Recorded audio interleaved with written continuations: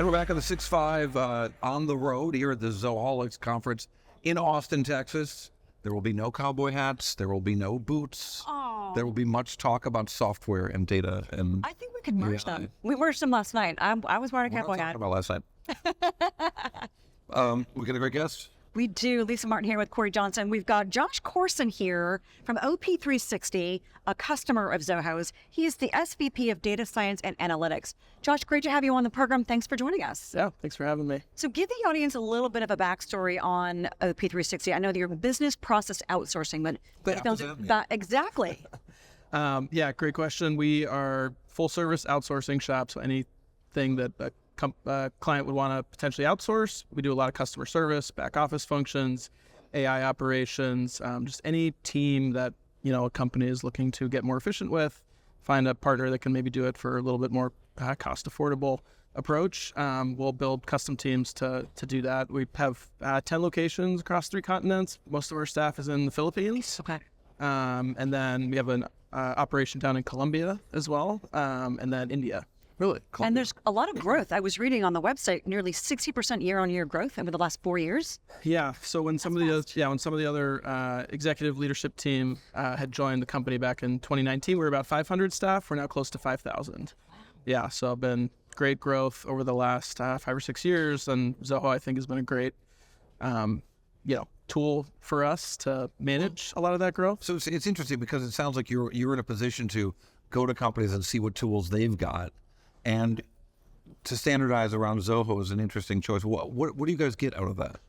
Yeah, I mean, for us, we're not as much doing like the collaboration cross-company with Zoho as much. It's more on the internal operations, managing like all of our internal processes. Well, you probably see it all. You've got your choices of anything with Zoho. Yeah, well, so our journey with Zoho, between myself and a couple of the other leaders, we worked at a previous company together where we had some processes that were a little bit challenging. We weren't really streamlining any of our data. We couldn't report on it. And we onboarded a small team of about 20 people to Zoho CRM at that company. And this was back in like 2011. So totally different like landscape. Zoho was very different. Yeah. But we loved just the customization, the cost versus some of the alternatives and things like that. And so we, continued to grow that out. By the time I left the company, we had close to 800 people on the Zoho CRM tool that we had built out. And so when we came over here to this new company, same story. We just, a lot of processes, similar types of challenges, a lot of like paper documents. Silos, I imagine. Silos for sure. No consistent story across the business, something we're still working to resolve. But Zoho has helped us just improve that significantly. Again, the customization, the cost, and then just how all these tools like talk to each other. That's been the biggest thing for us. Another thing I saw on the website, that openness and collaboration are the foundations of OP360's client success. And I saw just that synergy with Zoho, what they do, what they talk about, but what they're delivering. Give us a little bit of an inside peek in terms of, I know you're using analytics, CRM. What are some of the products that you're using that are really helping drive the business forward? Yeah, I mean, I think analytics and CRM definitely. I mean, we're highly data-driven. That's my background in BI and analytics. So, I love the capabilities that come out of the box with Zoho Analytics, and then the ability also to use like APIs and things like that to get the data out to other tools as well. Has been great for us. I think organizationally though, the biggest kind of central hub that we use is Zoho People, the HR, management system. We've got every person when they come into the company gets a profile built for them. And like we manage like our learning management system, all of our internal like company announcements. It's really like the hub where everything that's happening at the company is shared. So big time focus on managing that tool. Does the ability to move into new apps, because it's sort of somewhere in Zoho you can move up to something else or move over to try something new. Do you utilize that a lot? Does it change your processes within the company? Yeah, absolutely. I can think of several examples. I think a simple one that we've actually executed on was once we got everyone on the Zoho People, then onboarding to Zoho Recruit. Just automating all of the processes as it relates to the whole talent acquisition process, and then how that again kind of seamlessly integrates into Zoho People. I mean, one of our big, I think, value adds versus some of the bigger competitors that we are up against in a lot of these like RFPs and things like that is our ability to hire large teams very quickly. So recruit with just the ability to, automate. We've been utilizing some of the like resume parsing and different like AI capabilities from within there. And, using that to our advantage to, bring in large groups of staff to be able to support these lines of business growth very quickly. Talking about talent attraction and the speed with which you can bring on large groups, it lends me to think that one of the benefits that OP360 is getting is also talent retention. Yeah. Because you've got a foundation that really allows employees to communicate, to collaborate, to have that visibility. Totally. Yeah. I mean, attrition, I guess the opposite side of retention is kind of one of our biggest industry kind of markers. Okay. In terms of like, hey, if we're going to build a team with you guys, like we want to make sure we have staff that wants to be there, that's excited to do their job, that stays there for a long time. Keep training new people. Yeah, exactly. Yeah. So we don't have to keep training new people. So we have a heavy focus on that. And yeah, Zoho people, we've built out kind of these learning paths within the LMS, within Zoho people. LMS? Learning management system. So yeah. I'm still learning. Oh, it's a good question. We've got like a 6 acronym limit per interview. So we've got the, we get Yeah. over the We limit. hit it yet? I mean, We just got there. it's easy to forget how many of these acronyms get used across all these companies. But anyways, creating those career paths, just getting people set on a path to be able to grow their career, want to be there, retain, to your Yep. point. Yeah. Yep. And we use Zoho. What are your opportunities as a now second-time Zoho customer? You brought them over from a previous job, as you explained. What are some of your opportunities to help influence the roadmap, the direction it's going? And we saw 4 great announcements this morning on CRM for everyone, collaboration, Yep. data privacy. Are you able to influence the roadmap, the R&D, the investments, and the direction the Does it products really are listen to going? the customers when she's asking you? Yeah, absolutely. I mean, we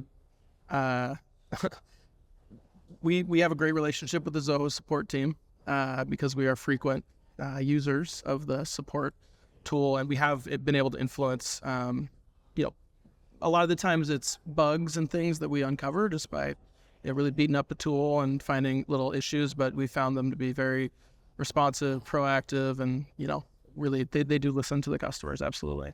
What is the one of the things that's unique about this company is they really do put their philosophy of business and life out front.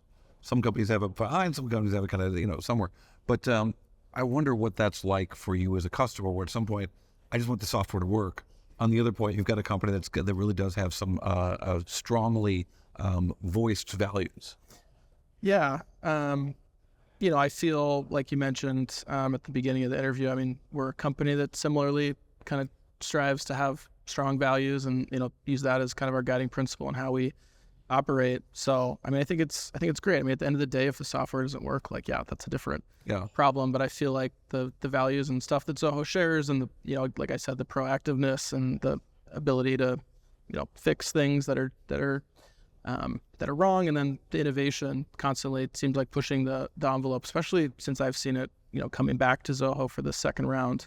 It feels like they're just really pushing forward and trying to be a real innovator and disruptor in the space. How many years has it been since you first started using Zoho? Yeah, so it was 2011, Okay. and I left that company in 2014. So it was like almost a 10-year gap between coming back to Zoho, and Is it really different? it had a lot of the same principles that I remembered, which just, again, the customization, the idea of like the low code, no code, not having to have a giant team of developers to make changes.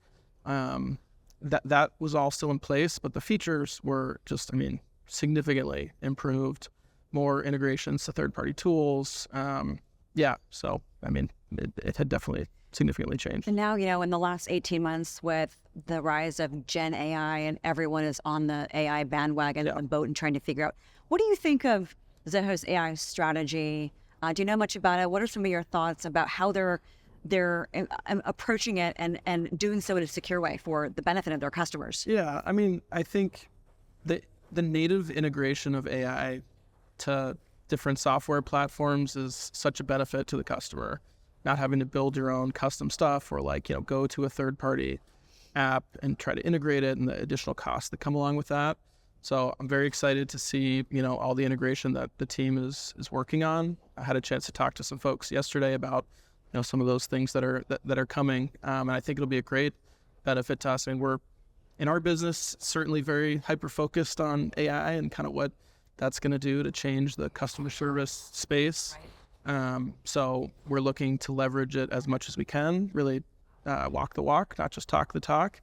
And so, excited to see what. And do you find that customers also are asking different kinds of questions or new excitement about, you mentioned business, you mentioned BI, back to our acronyms, but business intelligence, but the customers are thinking more about process because AI is giving them tools that they don't know how to use yet, but maybe it'll solve some problem or help them do something differently? You can say no. Well, yeah, I mean, I guess maybe not specifically, but maybe this is a related point. I mean, I think there's still a lot of, from what I've seen, just hesitation. Like, people want to start using AI, but they don't know exactly where to start. Right. And they want to make sure they're making a smart investment. I mean, most companies can't just experiment and spend millions of dollars on different AI tools. So, being able to measure the effectiveness of what a tool can bring, use a scientific process, measure it with BI to be able to say, hey, like, we have a control group and a group that's using the tool, and like seeing what the impact is. I mean, I think those two are certainly very intertwined. Yeah, I would think so. What do you see on the horizon? Obviously, you're a Zoho veteran. You're probably a Zoholics veteran. This is my first Zoholics. But what are some of the things you see with what they announced this morning? Everything almost is generally available now that you see Zoho helping OP360 achieve in the next 6 to 12 months to the long term? Yeah, it's interesting. We've got a lot of stuff on our roadmap. There wasn't necessarily the things that were announced this morning. I mean, I'm certainly interested, on the CRM side to see how we can grow our business into that space. We don't have a huge footprint in CRM. We've got about That's interesting. We've got about 30 people. We've got a very small, Because that's one of the prime use cases for most people for Zoho. Correct. Yeah, well, and that's how we got into Zoho at the previous company. We've just got a small sales and marketing team. It's kind of one of our business strategies is like very low overhead. So we just don't have a ton of people that have the use case for CRM. But maybe that'll change. We've talked about getting more of our operational folks in there, doing more actual customer relationship management like the tool's supposed to do for existing customers. We don't really use it as much for existing customers, which I think is probably a little backwards. We're only using it for kind of the sales and prospecting process. So I see benefit there for sure. And I mean, again, I just the general addition of all these AI. And you can go up and down the stack depending on what your needs are. Yeah, exactly. Yeah, totally. Yeah, and they say they've been very transparent with pricing, but like you did a great job of explaining the challenges that we've had now at multiple organizations and different use cases and applications of Zoho. And I also hear a lot of cultural synergies, which I imagine between both companies, which is incredibly important for your employees to be empowered to do their jobs, which serves the customer. So those kind of tangible, intangible benefits are kind of coming, no pun intended, 360. That's very nice. Yeah, absolutely. Again, I think our chief administrative officer, he always likes to say, if it's not in Zoho, it didn't happen. So it's kind of how we operate with, all these different processes that we've gone through Zoho. So Great stuff. Yeah. Josh, thank you so much for joining us on the program and talking about the use cases that you see, the opportunities, your vision of AI, and what you're going to be doing next with Zoho. We appreciate it. We'll have to have you back on. Yeah, great. Thanks. Thanks, man. All right, we're going to have more of 6.5 on the road from Zoholics here in Austin, Texas, right after this.